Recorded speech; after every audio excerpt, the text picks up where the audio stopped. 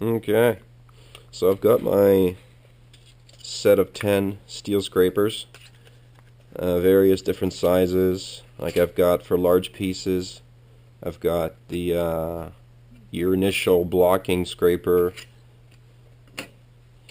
got the fine-tuned stuff, some nice curves on it, so, and a bunch of different pieces. Like these are the same, one's just a little bit bigger, and then you've got a variety of different sizes and shapes. Now I've been still using my Bondo scraper because I can actually put a curve into it, which saves from dealing with any unsightly marks because you're already starting on an angle. The edge is not contacting the piece, so you can just go down and scrape and get a smooth finish. Like you can start to see a shine, or a sheen I should say, on the back of the piece, which means you're looking at a really smooth surface. And that's you're doing that with spray bottle and this, and you're either going light or you're going heavy strokes, depending on how much smoothing out you got left. Now obviously the tough parts are going to be real narrow sections here.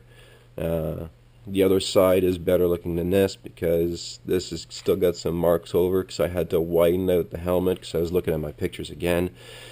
Again, with sculpting, you got to have lots of reference pictures. If it's your own design, and who cares? But if you're trying to reproduce something that's already been done, obviously there's references, pictures all over the internet. And it turned out that I was a little narrow on my front opening here for the visor, so I had to cut back about an inch on both sides and then reform it, which didn't take very long at all. But yeah, you always want to double check your reference material. But back to the scrapers. When you get, if you end up getting something like this, you'll want to take some sandpaper. Like I think this is some 200 or so, and you just want to go over the edges because the edges are a little rough. Like they're clean cut, but you can feel the burr. So, like, you want to give it a quick, just enough to deburr. And this one's got kind of a nasty edge here, so that can be fixed. Yeah, you can. Oh, that's a really nasty burr. So,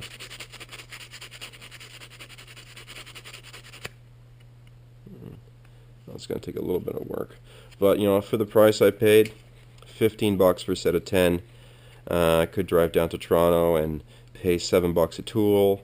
An hour then, an hour back, my gas, my time, $70 worth of tools later, or get them to ship it through UPS, and then you're looking at probably $10 to $15 for the shipping, and then the taxes over top of that. So all in all, I probably saved myself about $80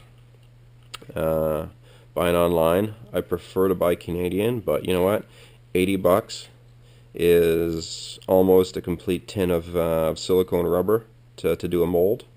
So times are tough, money's tight, and so you gotta find your avenues as far as be able to get the most out of your earnings. So yeah, a little bit of sandpaper.